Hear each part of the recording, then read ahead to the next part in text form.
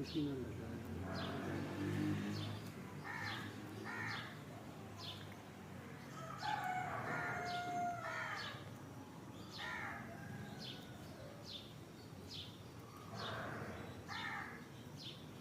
है ना जी नहांदा ना वो भी पता चलता गंदा गंदा लगे फिर हाँ जी कुछ होएगा ना देखे कितना साफ लगे सही कौन का भी काम लगता है हाँ